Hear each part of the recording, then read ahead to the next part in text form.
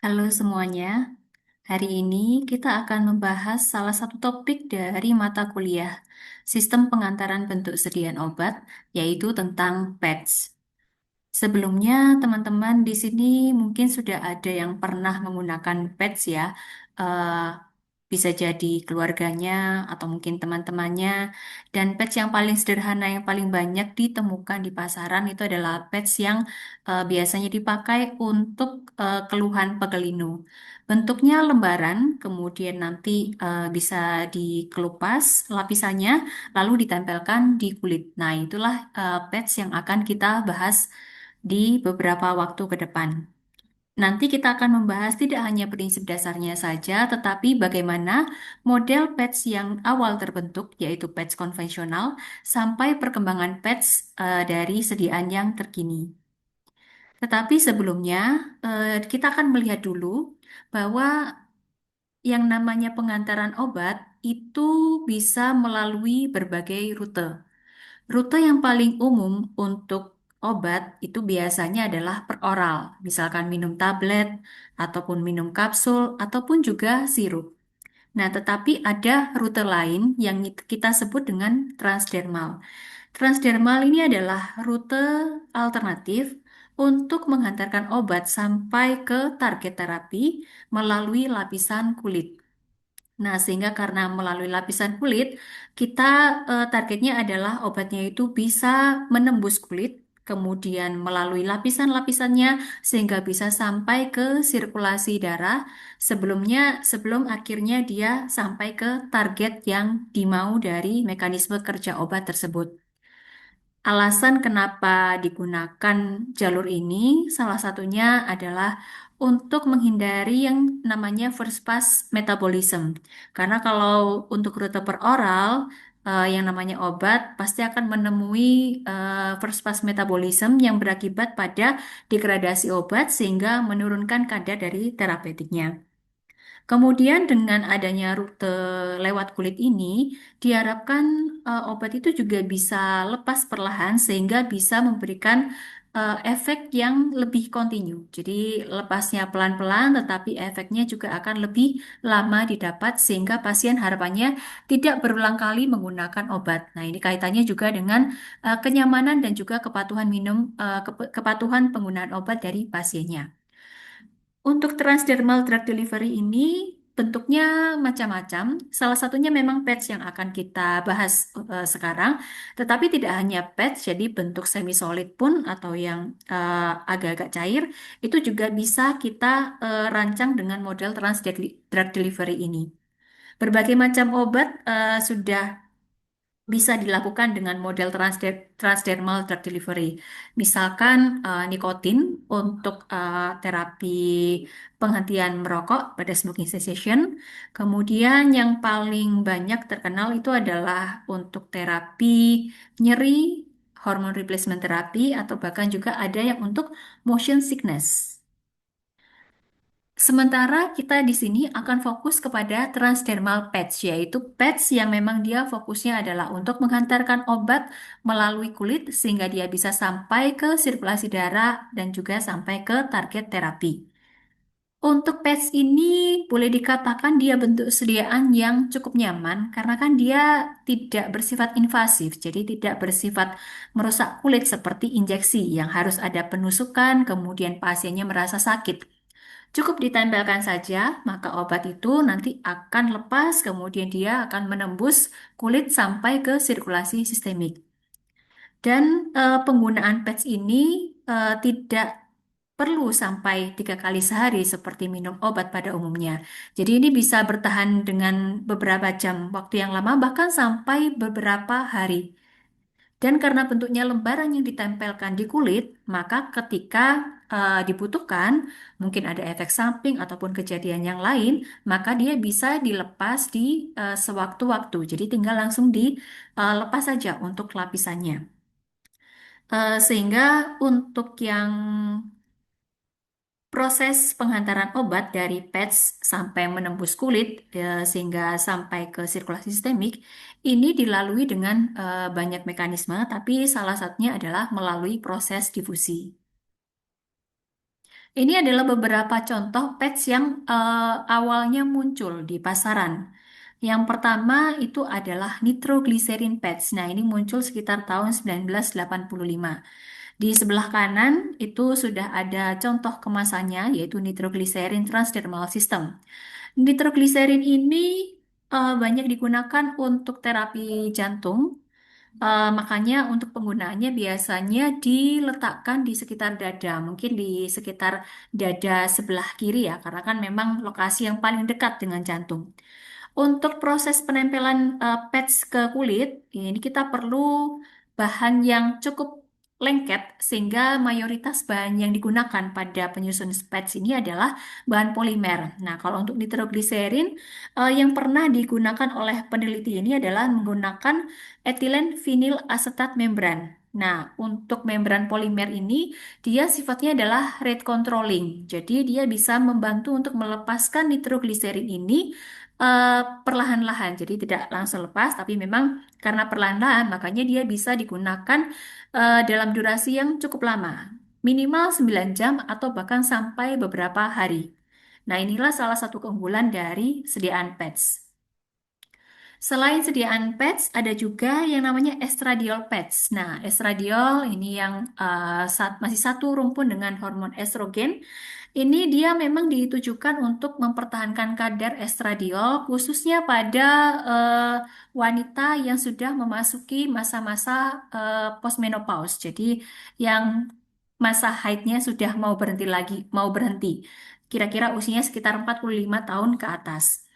Gambarannya seperti yang ada di slide, jadi dia bentukannya itu transparan. Eh, untuk pads-nya itu adalah yang bagian atas, kalau yang dipegang itu yang bagian dekat jari, dia bentukannya agak bulat. Itu ada lapisan polimernya yang sudah di dalamnya sudah terkandung dari estradiol. Nah, kemudian untuk lapisan perekatnya itu masih bening juga, sehingga kalau mau dipasang itu dikelupas dulu, kemudian baru ditempelkan ke kulit. Nah, karena ini obatnya estradiol, maka biasanya dia ditempelkan di sekitar perut ataupun mungkin di bagian belakang perut ya, sekitar pantat. Nah, sehingga penempelan obat patch, obat yang dibuat dalam patch ini itu bergantung pada siapa target terapi yang mau dituju. Makanya tadi kalau untuk di nitroglycerin, lokasinya di dada karena targetnya memang di sekitar jantung. Sementara kalau estradiol itu ditempelkannya di area perut karena memang targetnya itu biasanya di area em, sistem reproduksi wanita yang memang lokasinya di area perut.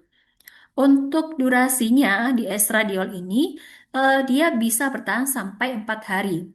Jadi misalkan hari ini pakai, ditempel aja. Kalau mau dipakai mandi, dia juga tidak akan terkelupas, tetap menempel, dan dia bisa bertahan sampai 4 hari ke depan, baru jika perlu akan digunakan lagi ataupun ditempel lagi. Untuk setiap desain penghantaran obat, itu pasti ada yang namanya keuntungan ataupun kerugiannya. Untuk patch keuntungannya apa saja? Nah, seperti yang sudah disebutkan ya sebelumnya, bahwa patch ini memungkinkan obat itu untuk lepas perlahan-lahan. Kemudian karena lepasnya perlahan-lahan, maka dia bisa digunakan untuk beberapa hari. Dan selain itu, dia juga bisa menghindari dari first pass metabolisme tadi. Kemudian dia bisa menghindari saluran pencernaan. Dia bisa dilepas waktu-waktu dan dia juga tidak boleh dikatakan tidak terlalu invasif, jadi tidak melukai kulit. Sementara kalau untuk kerugiannya, nah untuk kerugiannya ada beberapa. Tidak semua obat itu bisa langsung dijadikan dalam bentuk patch. Nanti kita akan lihat kriteria obat apa saja, yang bagaimana sih karakteristik fisikokimianya yang bisa dibuat dalam bentuk patch. Kemudian karena untuk patch ini kan dia harus menempel di kulit, sehingga kita pasti akan menggunakan bahan perekat, termasuk juga polimer, yang dia itu bisa melekat di kulit dalam waktu yang cukup lama, termasuk dalam waktu beberapa hari tadi. Nah, tetapi ini kan juga tergantung dari bahan perekat ataupun polimernya. Sehingga kalau misalkan ada pasien yang secara subjektif dia tidak cocok dengan bahan tersebut, bisa jadi akan menimbulkan iritasi kulit. Jadi iritasi kulitnya itu lebih ke arah bahan penyusun dari patchnya. Kemudian bisa juga absorpsinya ini inkonsisten. Nah, itu memang sangat tergantung dengan keberhasilan pembuatan patchnya. Apakah nanti obat yang ada di dalam patch itu bisa berhasil lepas, kemudian bisa berpenetrasi ke kulit. Ada juga kegagalan dari patch. Salah satunya adalah ini balik lagi ke desain dalam pembuatan patchnya ya. Bisa jadi resiko untuk penyusunan polimernya yang seharusnya dia itu menahan si obatnya supaya lepas perlahan-lahan, ternyata polimernya ini tidak cukup kuat. Sehingga akhirnya terjadi yang namanya burst atau ledakan dosis. Jadi tiba-tiba obatnya itu terlepas dalam jumlah yang banyak. Nah, ini akhirnya kan berarti fungsi patch yang pada awalnya itu tidak tercapai. Kemudian dari dosis juga karena patch itu kan bentuknya lembaran, jadi tidak semua dosis, misalkan kita mau pakai yang besar, itu bisa difasilitasi oleh patch yang cuma selembar itu. Memang ada patch yang dia itu high dose, nanti akan kita bahas, nanti akan masuk ke dalam smart patch. Tetapi tentu saja akan perlu modifikasi khusus karena tidak serta-merta yang namanya patch itu bisa menampung dosis dalam jumlah yang tinggi. Ini ada beberapa contoh obat eh, yang sudah ada di pasaran dalam bentuk patch. Yang pertama, ini ada bisoprolol. Ini tujuannya adalah untuk penyakit jantung, secara spesifik kasus atrial fibrillation. Nah, untuk produknya, mereknya adalah Bisono. Ini dia bisa bertahan sampai 24 jam. Jadi, dia akan diganti setiap hari. Kemudian ada estrogen, nah ini sudah dibahas di depan tadi, untuk post-menstrual syndrome. Nah, kalau ini bisa bertahan sampai 7 hari.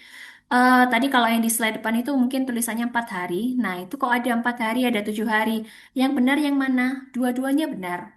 Tetapi faktor penentunya nanti adalah dari polimernya. Seberapa kuat polimer itu mengendalikan laju pelepasan obatnya. Kemudian ada lagi fentanyl. Nah, fentanyl ini ataupun merek yang terkenal adalah Duragesic. Ini biasa dipakai pada nyeri yang tingkatnya moderate ataupun severe. Jadi bisa pasca operasi atau mungkin kasus khusus seperti pada kanker. Nah, ini untuk fentanyl bisa dipakai tiap 3 hari sekali. Jadi dia itu bisa sampai 72 jam. Kemudian pada kasus mungkin rehabilitasi orang-orang yang kecanduan merokok kemudian ingin berhenti. Nah, ini tetap kita berikan nikotin, jadi ada yang namanya NRT ataupun nikotin replacement therapy. Jadi nikotin, zat yang biasanya ada di dalam rokok itu, kita pindahkan ke bentuk patch. Nah, patchnya itu kemudian ditempelkan ke orang yang mau rehab tadi, bisa bertahan 7, 24 hari sampai 24 jam. Jadi sehari ataupun setengah hari ya, 16 sekitar 16 jam. Jadi mungkin rata-rata setiap sehari sekali. Nah, untuk yang nicotine replacement therapy ini biasanya dilakukan tapering juga ya. Jadi eh, orang yang mau rehab ini tidak serta-merta putus nikotin, tapi dia tetap mendapatkan asupan nikotin, cuma diturunkan perlahan-lahan. Selanjutnya kita akan masuk pada bagaimana kalau misalkan kita mau melakukan formulasi dari patch. Nah, ini kita akan masuk pada desain dari patch. Yang harus diperhatikan pada desain patch ini adalah kita perlu mempelajari dulu dari sifat obatnya. Obatnya ini karakteristiknya cocok atau tidak untuk dibuat sediaan patch. Kemudian yang kedua, kita harus melihat juga kondisi dari kulitnya karena kulit inilah yang akan ditempeli sama si obat apa patch tadi. Untuk dari obat, nah ini beberapa karakteristik yang dia itu akan ini sepertinya cocok kalau dibuat patch. Yang pertama adalah sifatnya non-ionik. Nah, karena non-ionik ini kan karena bentuknya patch, jadi memang tidak ada eh, sirkulasi entah cairan ya di kulit situ, makanya akan lebih mudah yang non-ionik. Selain non-ionik, pasti gandengannya biasanya adalah yang dia lebih lipofil. Lebih lipofil dengan karakteristik molekul, ukuran molekulnya itu paling tidak kurang dari 500 Dalton. Nah, ini berarti perlu melihat ukuran molekulnya ya, dia berapa. Karena kalau misalkan terlalu besar kan agak susah juga kalau kita mau buat dalam bentuk yang patch. Kemudian masalah dosis. Nah, untuk dosisnya ini ternyata ada batasan. Yang paling mudah untuk dibuat patch itu adalah yang dosisnya kurang dari 10 miligram per hari. Nah, selanjutnya setelah kita mendapatkan kriteria dari obat yang cocok untuk pets, maka kita akan mengecek area dari kulit yang mau ditempeli itu karakteristik permeabilitasnya bagaimana. Apakah dia intak, maksudnya kulitnya itu memang utuh, tidak sedang dalam apakah kondisi iritasi ataupun penyakit lain seperti psoriasis, karena kondisi iritasi ataupun inflamasi ataupun yang lainnya itu pasti akan mempengaruhi dari permeabilitas obat yang mau menembus kulit. Memang kadang-kadang kalau dalam kondisi fisiologi, sorry, patofisiologi tertentu, misalkan kulit lagi inflamasi, maka permeabilitasnya itu akan menurun. Permeabilitas yang menurun, maka obatnya itu harusnya akan semakin mudah untuk menembus ke kulit. Tapi yang perlu diingat, kita kan desainnya patch di mana ada unsur kita memberikan lapisan perekat yang menempel ke kulit. Nah, kalau kulitnya itu tidak dalam kondisi yang intak, nah nanti malah pada saat kita melepas patchnya, itu justru akan menambah masalah baru. Kalau kulitnya itu tidak sedang utuh, misalkan ada inflamasi ataupun yang lain. Kemudian durasi penggunaannya itu yang diharapkan seberapa lama. Nah, ini biasanya berkaitan dengan kenyamanan penggunaan juga ya. Kemudian bagaimana sih aktivitas metabolisme yang di kulit? Nah, memang secara prinsip pasti akan terhindar dari first pass metabolisme, tapi bukan berarti tidak ada aktivitas metabolik di kulit. Nah, itu kita perlu mengecek juga untuk kondisi kulit apa yang mendukung dari penetrasi obat dari sediaan patch ini. Selanjutnya kita akan melihat dari eh, lapisan lapisan yang ada di patch.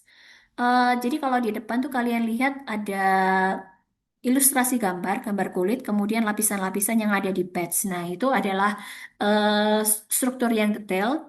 Tapi ini saya pinjam gambar dari Salon Pas. Nah, itu kalau kalian pernah menggunakan ini, biasanya kan kalian mengambil lapisan yang seperti plester yang warna putih, kemudian yang lapisan yang tulisan merek dengan agak keras seperti kertas yang warna putih itu kan kalian buang. Jadi yang ditempel cuma yang seperti lapisan plester putih. Nah, yang kalian buang itu kita sebut dengan liner. Nah, liner itu adalah lapisan yang biasanya ini bahannya menggunakan agak seperti kertas, tapi yang lebih licin dan bisa ditempel karena tempat untuk merekatkan patch selama masih ada di kemasan. Nah, liner ini fungsinya adalah sebagai pelindung dari patch dan juga si adesifnya. Tetapi nanti yang ditempelkan pada kulit itu hanyalah mulai dari lapisan backing sampai lapisan adesif. Dan tentunya yang paling lekat dengan kulit itu adalah lapisan adesifnya, karena kan dia yang bertugas untuk eh, menempelkan ataupun membuat supaya patch ini dia bisa menempel di kulit. Nah, sekarang kita coba cek dulu untuk lapisan-lapisannya. Yang pertama adalah baking layer. Nah, kalau baking layer ini yang paling gampang mungkin kalian bisa mengingat plester. Karena yang kalian pegang dari si apa pads ini kan yang paling luar ya. Itu kan strukturnya seperti agak kain, plester. Nah, ini biasanya kita pilih material yang waterproof sehingga mungkin ada beberapa teman misalkan jarinya terluka kemudian diplester. Nah, tapi ketika dipakai untuk mandi ini masih lebih aman. Nah, makanya itulah fungsinya dari baking layer. Jadi dia itu adalah lapisan yang paling luar dari pads dan memang fungsinya adalah untuk melindungi lapisan yang lain yang di bawahnya itu dari lingkungan luar. Jadi di dalamnya itu kan ada lapisan obat. Nah, itu dilindungi sama si backing layernya. Backing layernya ini selain dia bersifat sebagai waterproof, nah ini dia juga harus fleksibel. Makanya kalau kesan plester itu kan mau dilengkuk-lengkuk di jari ataupun di bagian tubuh yang lain, dia akan bisa menyesuaikan. Nah, jadi ini prinsip kalau kalian membuat backing layernya. Untuk bahannya bisa pakai seperti polietilen ataupun polipropilen. Nah, kemudian eh, selanjutnya adalah ada ini ya lapisan adhesif. Nah, untuk lapisan adhesif ini seperti yang tadi saya sampaikan, memang perannya dia adalah untuk membuat patch ini bisa menempel pada kulit dan tetap di tempatnya. Jadi jangan cuma ditempel, tapi adhesifnya itu perekatnya nggak kuat, akhirnya kena air dia bisa bergeser kemana gitu. Jadi jangan sampai seperti itu. Jadi sekali menempel sudah posisinya ya di situ. Dia baru bisa berpindah kalau memang kita mengelupasnya dan memindahkan ke tempat yang lain. Nah, untuk bahannya dipilih yang hipoalergenik. Kenapa? Karena kan memang dia yang langsung kontak ya dengan kulit. Jadi untuk bahannya dicek supaya dia tidak sampai menimbulkan alergi dan dia itu paling tidak boleh dikatakan apa ya, ramah ketika dia menempel di kulit. Kemudian ada lagi yang kuning, lapisan obat. Nah, kalau lapisan obat ini saya rasa sudah jelas bahwa ini isinya adalah obat yang mau dihantarkan tadi. Kemudian ada lagi yang dekat lapisan yang kuning itu adalah membran. Nah, membran di sini eh, dia biasanya terbuat dari bahan yang semi permeable. Nah, tujuannya itu adalah supaya obat yang di lapisan kuning tadi itu bisa lepas perlahan melalui membran semi permeable. Karena tadi konsep dari patch itu adalah obatnya itu bisa lepas perlahan-lahan dan juga terkontrol. Makanya kita agak kasih penghalang dengan menggunakan membran yang semi permeable tadi. Itu tadi adalah struktur lapisan-lapisan dari patch. Nah, tapi untuk patch sendiri itu ada beberapa tipe. Ini kalau kita lihat di gambarnya ada 4, A, B, C, D. Nah, kita lihat dulu yang A. Itu kita sebut namanya adalah drug-in adhesive system. Jadi cuma ada ini kalau untuk apa linernya mungkin saya skip dulu ya karena itu kan pasti udah dibuang. Jadi kita fokus dulu ke penyusunannya untuk drug-in adhesive system itu lapisan luarnya adalah baking layer, kemudian yang di bawahnya itu langsung obat dengan adhesive layer.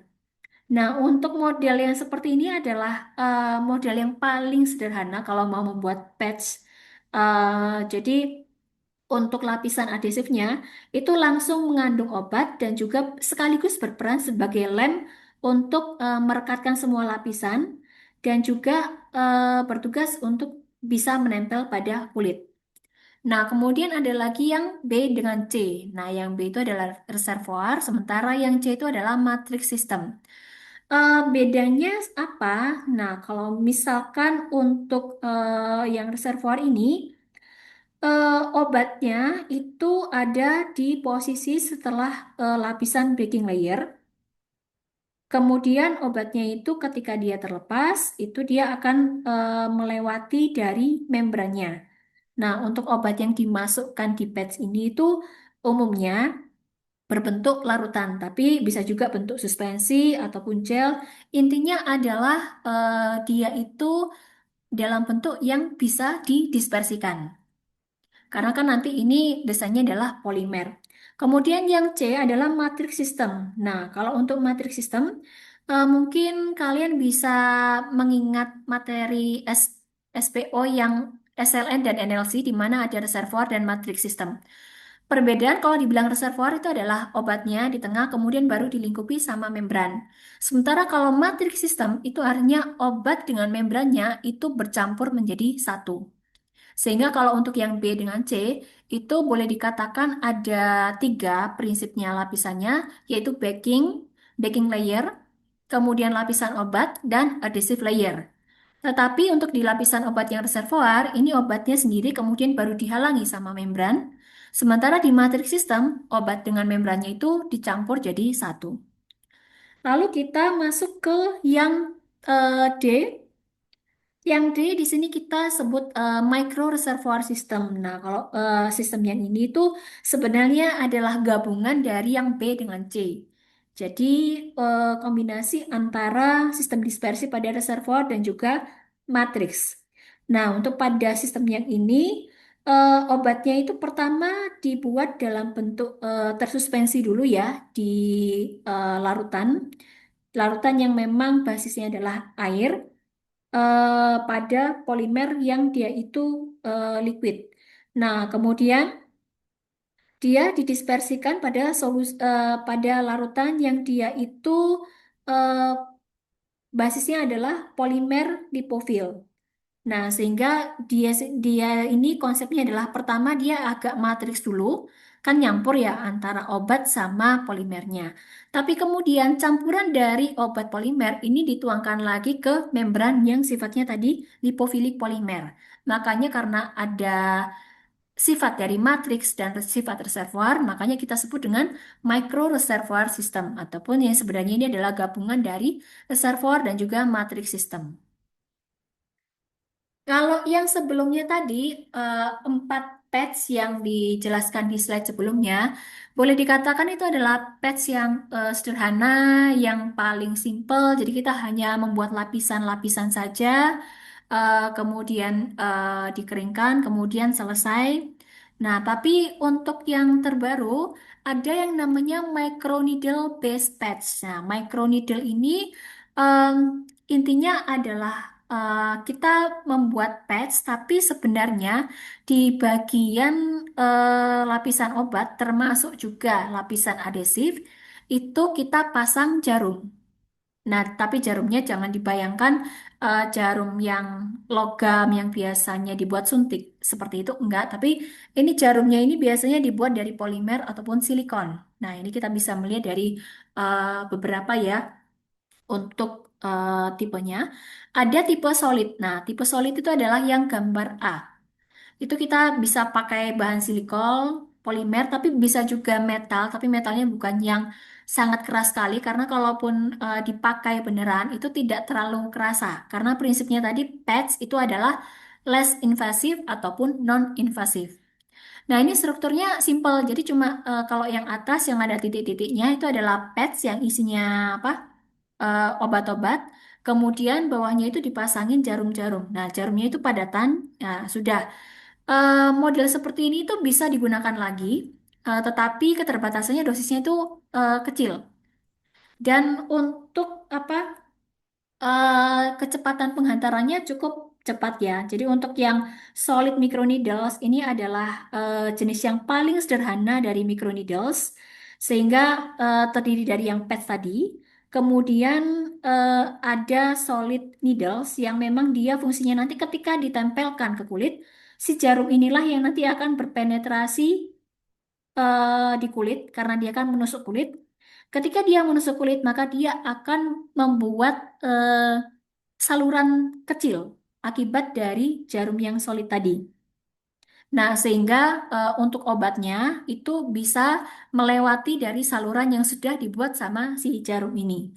Untuk microneedle ini bisa diaplikasikan baik di obat ataupun di kosmetik. Nah, mungkin untuk yang kosmetik itu juga banyak ya. Salah satunya adalah anti-aging itu sudah banyak yang menggunakan teknologi microneedle ini, termasuk mungkin yang ada di klinik kecantikan. Selain solid, ada juga jarum yang tipenya hollow. Hollow itu maksudnya uh, ada bolong. Jadi dia itu anggap aja strukturnya jarum itu yang poin B. Strukturnya jarum segitiga, tapi di dalamnya itu kosong. Nah, jadi microneedle hollow ini dengan adanya em, apa ya ruang di dalam jarumnya itu, maka ruang inilah yang akan menjadi jalan baik obat ataupun cairan obat yang ada di patch itu untuk berpenetrasi masuk ke kulit. Untuk yang hollow microneedle ini, dia tidak hanya digunakan sebagai terapi aja, misalkan terapi obat, tapi ada juga beberapa yang dia digunakan sebagai alat diagnostik. Salah satu contohnya adalah untuk sampling cairan interstisial. Lalu tipe yang ketiga itu adalah tipe coated. Nah, itu berarti jarumnya itu, microneedle-nya itu ada lapisannya. Itu yang C, yang apa merah-merah itu adalah lapisannya. Nah, ini bisa dari bahannya polimer, gula ataupun lipid. Ini strukturnya memang cukup kompleks ya. Jadi kalau microneedle yang ada pelapisnya, ini harapannya adalah pelapisnya nanti akan larut pada saat si jarum ini masuk ke kulit. Jarum berpenetrasi ke kulit, nanti yang pelapisnya itu akan larut. Sehingga dengan larut ini akan langsung melepaskan obat ataupun mungkin bahan lain yang dibawa sama si microneedle ini. Nah, ini juga banyak digunakan untuk transdermal drug delivery ya.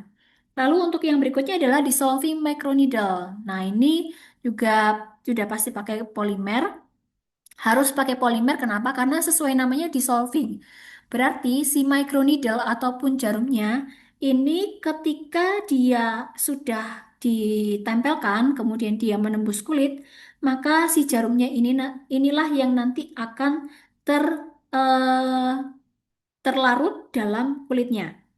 Kalau si jarum ini sudah larut, maka dia akan memungkinkan obat yang dibawanya itu akan pelan-pelan masuk juga ke kulit. Nah, ini bisa diaplikasikan selain obat, ini juga bisa diaplikasikan pada eh, vaksin. Nah, tadi kita sudah melihat patch yang sederhana, kemudian microneedle. Yang terbaru ada lagi smart patch. Nah, ini ada beberapa contoh ya. Untuk smart patch dikatakan smart itu berarti ada sesuatu yang tidak perlu apa ya kita kendalikan karena dia bisa mengatur sendiri. Nah, makanya biasanya kalau bicaranya smart patch berarti ada eh, apa ya, ada unsur sensor yang dilibatkan di situ.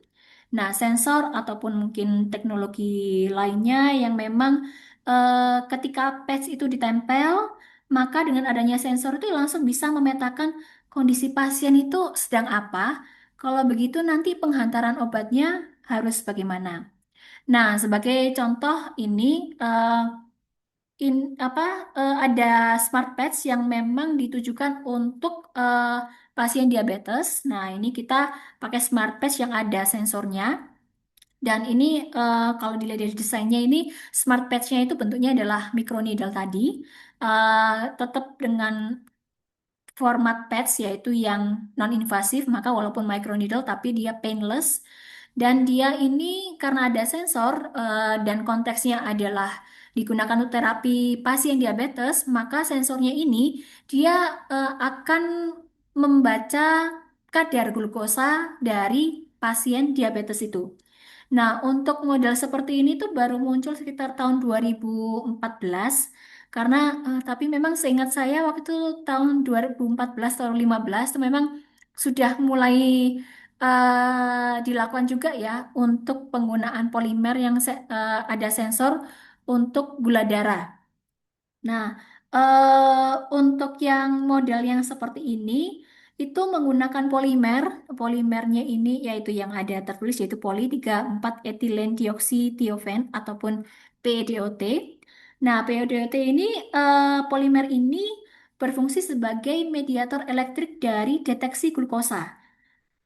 Jadi dia tugasnya adalah untuk mendeteksi glukosa, tapi sekaligus dia juga sebagai immobilizing agent dari GOX ataupun glucose specific si enzim glucose oksidase. Nah, pada desain ini yang microneedle ini kemarin tuh dibuat totalnya dari satu lembar patch itu terdiri atas 121 microneedles. Itu yang mengandung nanopartikel. Jadi ada microneedle dalamnya ada nanopartikel. Nah, ketika patchnya itu ditempelkan di kulit, nah kemudian dia pasti akan menembus ke kulit, akan menyenggol juga dengan yang namanya cairan interstisial tadi antara lapisan subkutan.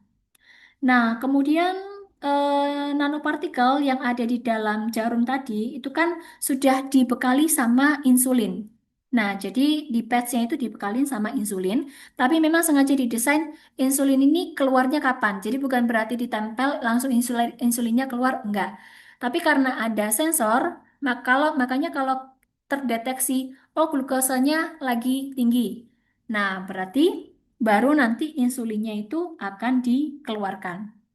Nah, ini desainnya seperti ini, makanya disebut dengan nama Smart Patch.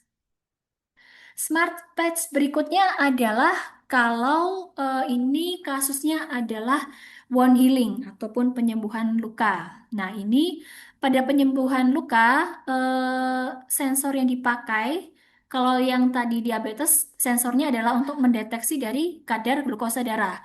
Tapi kalau luka yang biasa dipakai itu macam-macam mulai dari pH, kemudian suhu, hidrogen peroksida, kemudian eksudat. Eksudat itu ya kalau misalkan kita ada luka kan pasti ada entah nanah ataupun cairan gitu yang keluar. Kemudian ada kadar laktat dan juga kadar glukosa. Memang ini adalah poin-poin yang biasanya ada pada luka, termasuk proses penyembuhan luka. Tetapi dari segala macam poin ini kita pilih beberapa. Nah, biasanya yang dipakai di sini pertama adalah pH karena yang paling utama dan juga masalah hidrasi. Nah, hidrasi itu biasanya juga didapat dari apa eksudat tadi ya. Nah, sehingga untuk yang dalam kasus ini, teksnya itu yang ada di gambar A. Nah, bentukannya itu mungkin seperti kuku palsu gitu, tetapi di dalamnya itu ada semacam elektroda. Nah, itu nanti setelah slide ini akan ada struktur isinya itu apa saja. Nah, ketika ditempelkan di kulit, termasuk yang untuk luka, nah nanti ini dia keluarnya kapan? Keluarnya kapan tuh maksudnya adalah ketika untuk lukanya itu masih dalam kategori akut ataupun kronis. Nah, ini ada panduannya. Jadi kalau misalkan pH-nya itu sekitar 7 sampai 8,9. Nah, itu kita kategorikan sebagai luka akut ataupun luka kronik. Nah, kalau di bawah itu 5 sampai 7,3, nah itu berarti masih dalam fase proliferasi. Maksudnya masih kulitnya dalam proliferasi, masih bisa berusaha untuk healing, untuk sembuh, tetapi tidak dikategorikan sebagai luka kronis. Sehingga pada saat kita melakukan sensor pada patch yang ini, itu rentangnya kita ambil 5,4 sampai 8,9. 8,9 itu tadi adalah pH maksimal dari kondisi oh ini sedang luka kronis. Nah, 5,4 itu adalah pH batas bawahnya dari dia itu masih dalam fase proliferasi. Selebihnya itu misalkan sampai di bawah, nah itu berarti kulitnya sudah kembali lagi ke normal. Nah, kemudian ini untuk polimernya apa yang dipakai? Nah, untuk polimernya yang dipakai di sini kita pakai polidimetil siloksan dari substratnya. Kemudian nanti di sini kalau nggak salah ada juga yang nanopartikelnya. Nah, ini kalau untuk yang B itu adalah melihat dari si patch-nya ini adalah gambaran dari polidimetil siloksannya. Caranya mungkin seperti ini. Jadi untuk yang contoh polimernya itu kita mencampurkan PDMS, polydimethylsiloxane, dengan obatnya, eh, apapun obatnya yang memang tujuannya adalah untuk menyembuhkan luka. Dengan perbandingan tertentu, di sini misalkan 10:1, kemudian kita bisa tambahkan silikon dioksida nanopartikel untuk mencapai viskositas tertentu. Nah, ini susunannya. Ini adalah sebuah ilustrasinya. Lapisannya itu apa aja? Pertama, kita lihat dulu yang A itu masih seperti lapisan patch pada umumnya yang tadi kita lihat di slide-slide yang pada saat awal. Nah, itu masih polimernya, polydimethyl siloxane substrat. Nah, kemudian pada saat yang B itu kita pasang kawat tembaga.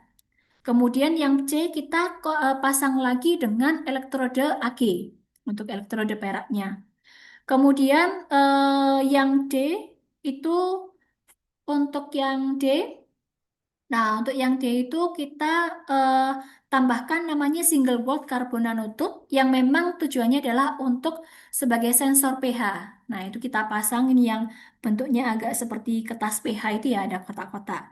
Nah, kemudian untuk yang E baru ditambahkan lapisan enkapsulasinya. Kemudian untuk yang F itu dihubungkan dengan female pins. Pins itu seperti apa ya? Jepit yang memang tujuannya adalah nanti supaya dia bisa masuk ke copper sheet wire-nya, jadi ke soketnya. Jadi seperti yang di slide sebelumnya itu kan ada yang bentuk warna hitam. Nah, untuk yang H itu adalah gambar secara keseluruhan. Jadi gambar patch-nya tadi itu seperti itu. Makanya untuk yang tadi yang di poin C itu ada sensor pH-nya. Ketika pH-nya sudah yang masuk agak sekitar 6 7, nah itu nanti dari obatnya itu bisa dibantu dikeluarkan. Nah, selanjutnya ada lagi, ini adalah laser graphene micro heaters modified with phase change composite. Oke. Intinya di sini adalah balik lagi ya, kalau smart patch berarti ada yang namanya sensor.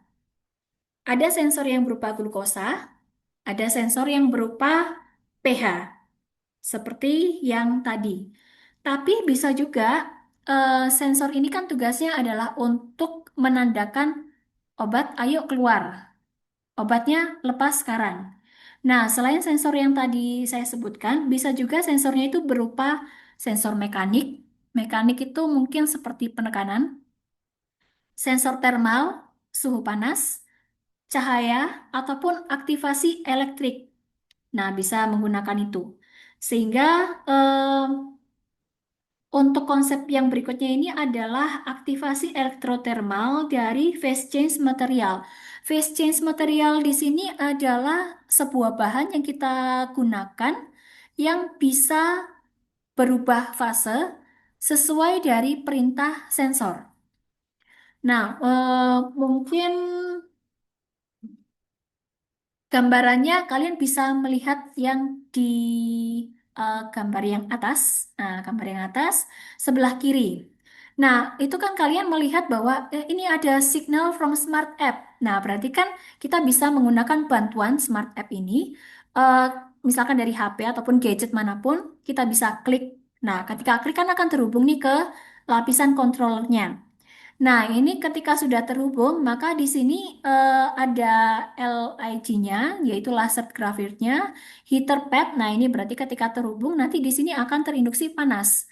Nah, ketika panas, baru nanti lapisan pads-nya yang sudah ada obatnya itu mulai bergerak. Oke, sudah ada panas, berarti tandanya kita melepaskan obat.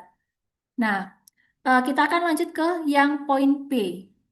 Nah, kita lihat dari yang awal, lapisannya yang pertama itu adalah lapisan controller. Nah, lapisan controller, kemudian ada micro heater. Micro heater ini ya boleh dikatakan yang berfungsi sebagai pemberi tanda tadi, tandanya berupa panas. Kemudian lapisan bawahnya itu adalah adhesive pads dengan drug agentnya. Baru kemudian akan nempel ke lapisan kulit. Nah, ini bisa jadi kalau berdasarkan tipe patch tadi, dia masuk inadhesive patch ya. Jadi obatnya itu langsung dicampur sama lapisan adhesifnya. Nah, kemudian kalau sudah ada signal yang tadi dari Smart Apps, oke, sinyalnya diterima nih sama controller. Nah, kemudian ini mulai micro heaternya nyala, mulai suhunya naik. Nah, ketika suhunya naik, maka di sini ada yang namanya perubahan fase. Yang awalnya susunannya itu di polimer obatnya tadi itu padat, karena ada perubahan fase, maka dia berubah menjadi cair. Kalau dia cair, otomatis dalam proses transport ataupun pelepasan obat, dia akan lebih mudah termobilisasi obatnya. Karena mudah termobilisasi, akhirnya transfer masuk ke kulit. Nah, tapi bisa juga dari Smart App itu kita putuskan kayaknya kita kasih selama sekian menit atau sekian jam aja. Kalau gitu kita pencet lagi, ternyata heatingnya terminated. Nah, atau mungkin memang sudah ada waktunya. Yang jelas ketika pemanasannya berhenti, maka yang namanya tadi bahan yang uh, phase change material tadi dari solid ke liquid ketika panasnya berhenti, otomatis dia akan balik lagi ke solid. Ketika dia balik ke solid, otomatis mobilisasi obat itu juga akan terhambat dan lama-kelamaan akan berhenti. Sehingga obat yang udah terlepas ya udah dia tinggal masuk aja sisanya menembus kulit. Nah, sehingga secara apa gambaran besar mungkin seperti ini ya. Jadi kalau ini dibalik, jadi controllernya itu yang di bagian bawah yang di temperature probe, kemudian ada LIG layernya, kemudian baru nanti ada drug layer. Nah, yang bagian tadi apa controller itu biasanya dibungkus sama lapisan aluminium foil. Jadi letaknya itu akan berdampingan sama drug layernya. Oke, selanjutnya dissolving atau degradable pads. Nah, untuk ini sebenarnya mungkin agak mirip ya sama yang tadi sudah dijelaskan di slide awal, yaitu microneedle, tetapi dia itu harus terlarut di kulit. Nah, untuk microneedle yang bentuknya dissolving ataupun degradable, itu dia memang banyak dipakai untuk obat-obat yang permeabilitasnya itu rendah ataupun vaksin. Nah, ini kita lihat pada gambar yang sebelah kiri. Nah, untuk pada gambar sebelah kiri ini ada pads yang memang ada microneedle-nya. Kemudian di padsnya itu sudah di bawah sama obatnya. Ini contoh obatnya adalah gentamicin kebetulan. Nah, ketika dia sudah masuk, udah menembus kulit, perlahan-lahan si polimer dari microneedle-nya, karena microneedle-nya itu terbuat dari polimer, berarti polimernya itu harus kita cari yang dia itu bisa terlarut atau terdegradasi pada kulit. Nah, ketika dia udah mulai terlarut ataupun terdegradasi, maka dia akan mulai melepaskan obat.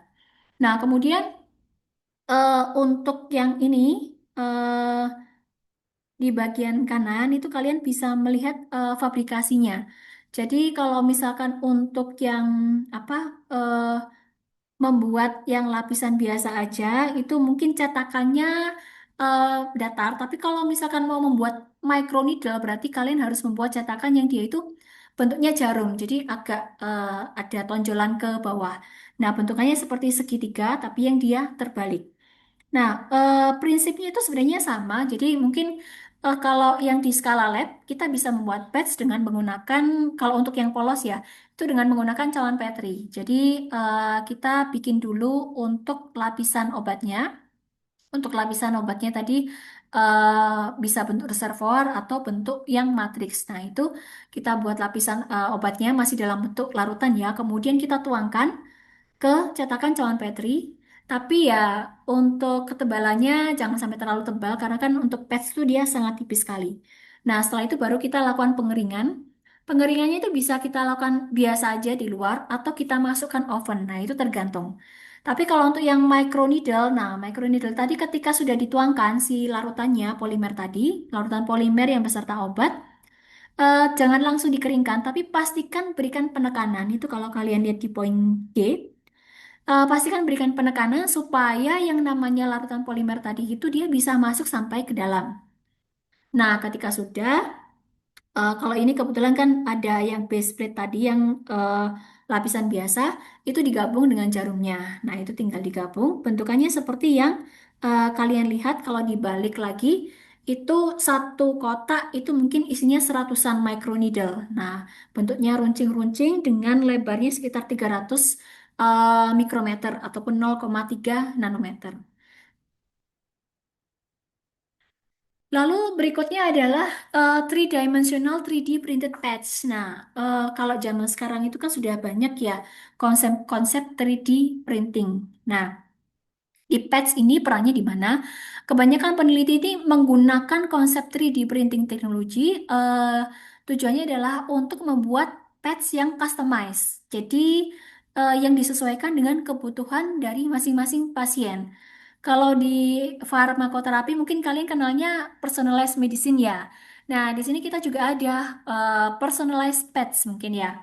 Jadi pertama kita mungkin ini contohnya adalah kebetulan contohnya ini boleh dikatakan obat ataupun bahan yang tujuannya adalah untuk anti penuaan. Bahan aktifnya adalah small peptide, Astilexa peptide ataupun AHP3. Oh iya, mungkin di sini masih belum tertulis. Nah, untuk yang di AHP3 ini hampir sama seperti botox ya. Kalau kalian tahu botox itu kan biasanya diinjeksikan di area dahi.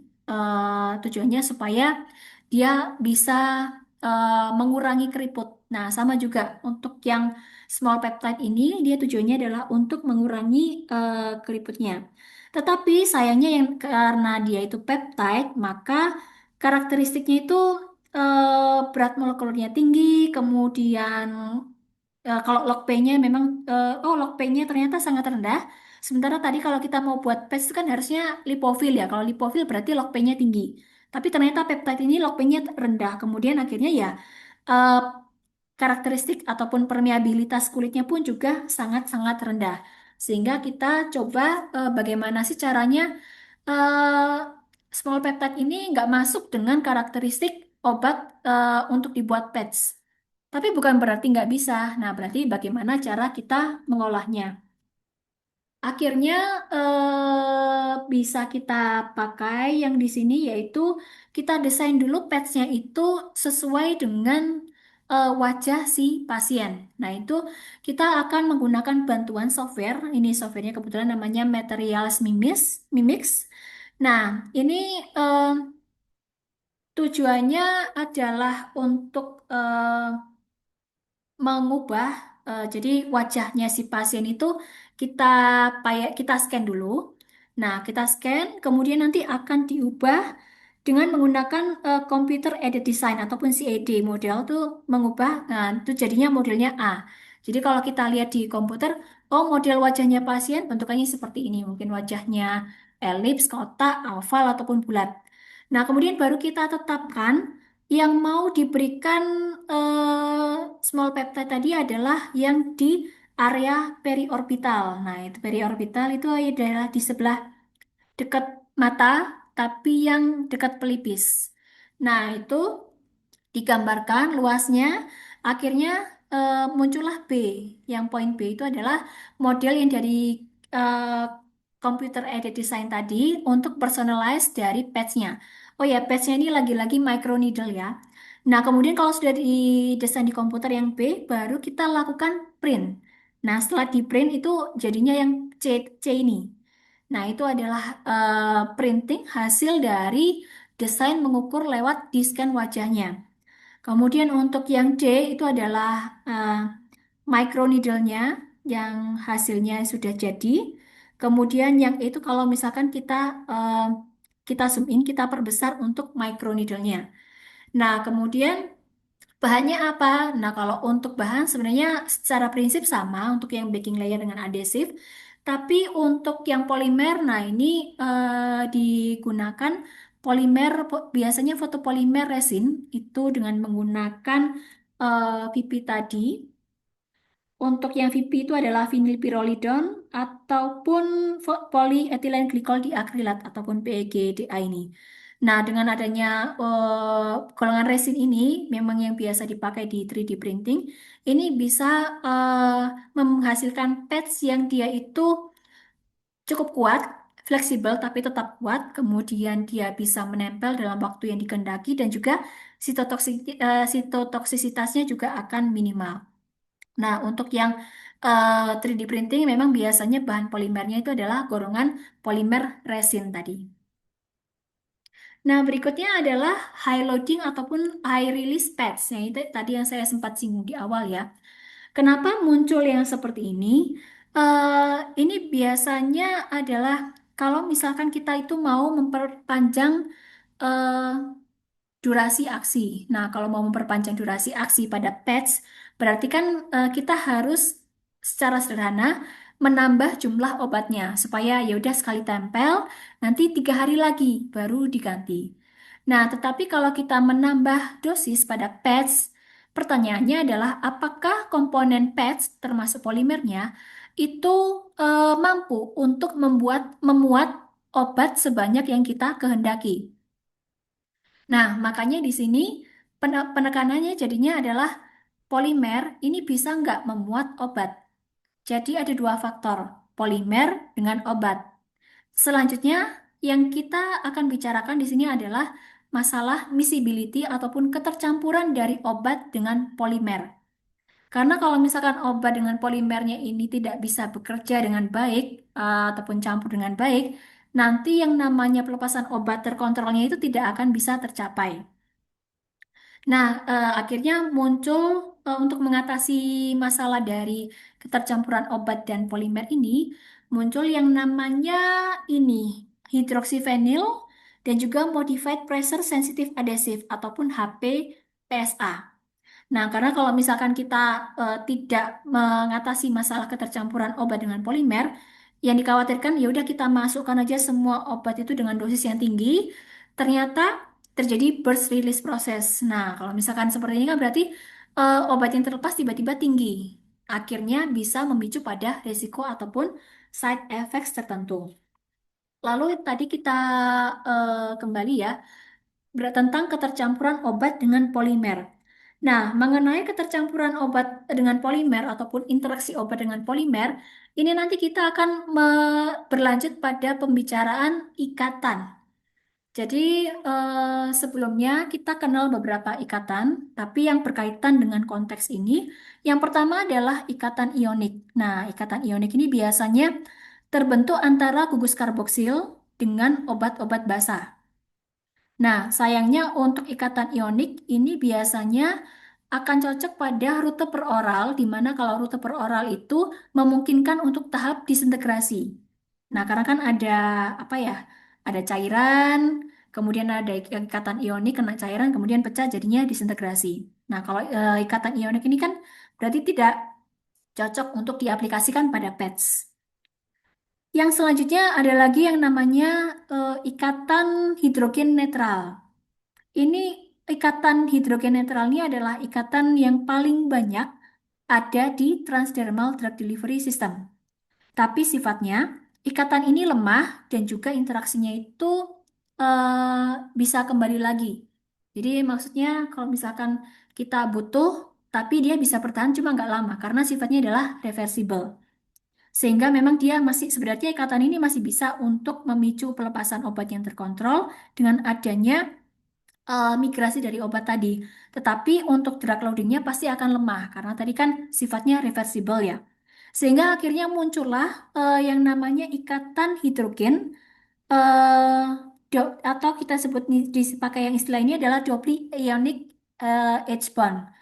Nah, kalau pakai yang ini itu adalah terbentuk dari dua ionik yaitu ya pastinya adalah positif dan negatif. Biasanya ini terjadi, double ionic H bond ini terjadi dari aromatik nitrogen dengan asam organik. Nah, ini contohnya adalah kalau misalkan kita mau membuat double ionic H bond, ini di transdermal drug delivery system, ini kita butuh yang namanya ikatan hidrogen, aseptor, dan juga donor. Tetapi kebanyakan obat itu adalah, nah ini kebanyakan obat kalau kalian lihat, kebanyakan itu adalah NH yang tadi yang di bagian atas itu adalah NH, R2NH ataupun N, R3N. Nah, kalau misalkan yang modelnya seperti ini, itu kan dia berperan sebagai donor ikatan hidrogen. Nah, sehingga dengan adanya untuk PSA tadi, pressure sensitive adhesive, dengan gugus fungsionalnya itu bisa berperan sebagai ikatan hidrogen aseptor. Karena obat-obat itu kan sudah sebagai donor ya, maka kita perlu yang aseptor. Nah, itu difasilitasi sama si pressure sensitive adhesive tadi. Kemudian untuk yang hidroksifenil tadi, dengan fenil sebagai uh, electron withdrawing group, itu yang nanti akan berikatan dengan gugus hidroksilnya, itu bisa menghasilkan double ionic H bond tadi dengan obat. Nah, jadi kalau misalkan kalian mau membentuk double ionic H bond tadi supaya bisa mendapatkan patch yang high loading ataupun high release, maka kalian perlu bantuan dari ini tadi, hydroxyphenyl modified pressure sensitive adhesive atau HPPSA. Nah, dengan adanya yang ini, itu kalian bisa mendapatkan